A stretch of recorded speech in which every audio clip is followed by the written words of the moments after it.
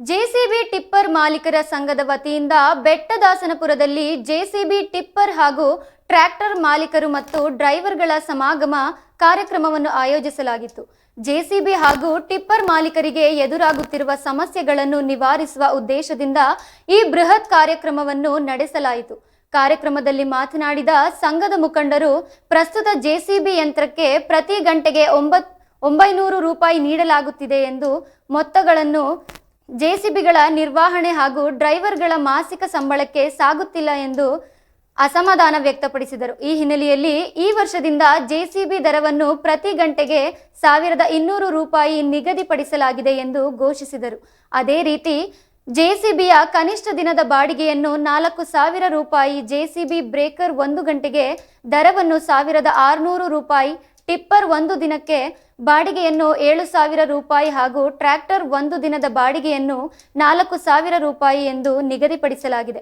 ಬೆಟ್ಟದಾಸನಪುರ, Mylasandra city ಸುತ್ತಮುತ್ತಲಿನ ಎಲ್ಲ JCB ಹಾಗೂ ಟಿಪ್ಪರ್ ಮಾಲೀಕರು ಈ ನಿಗದಿತ ದರಗಳನ್ನು ಕಡ್ಡಾಯವಾಗಿ ಅನುಸರಿಸಬೇಕೆಂದು ಸಂಘದ ವತಿಯಿಂದ ಮನವಿ ಮಾಡಲಾಯಿತು. ಕಾರ್ಯಕ್ರಮದಲ್ಲಿ ಕಾಂಗ್ರೆಸ್ ಮುಖಂಡರು ಹಾಗೂ ಪಂಚಾಯಿತಿ ಸದಸ್ಯರಾದ ಸರ್ದಾರ್ ಭಾಷಾ, ಜೆಸಿಬಿ ಬಾಬು, HKN ಮಾಲೀಕರಾದ ಮೆಹಬೂಬ್ ಪಾಷಾ ಹಾಗೂ ಪ್ರಕಾಶ್ ಉಪಸ್ಥಿತರಿದ್ದರು.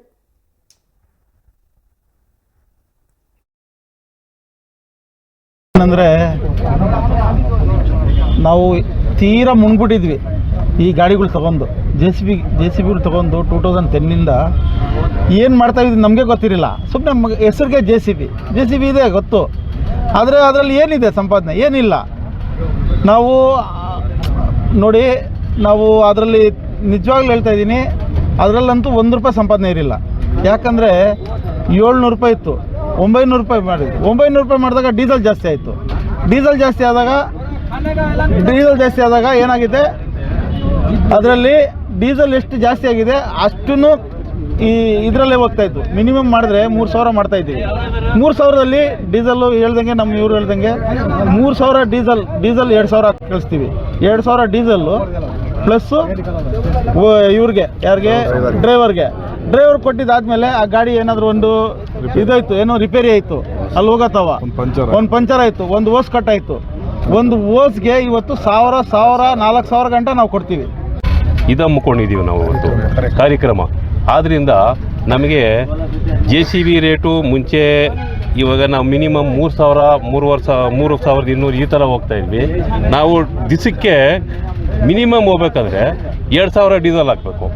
2000ದಿಂದ 2500 ಗಂಟೆ ಡೀಸೆಲ್ ಹಾಕಬೇಕು.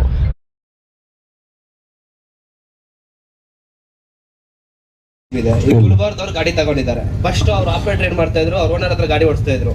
ಈಗ ಅವ್ರ ಓನರ್ ಸಪೋರ್ಟ್ ಮಾಡಿ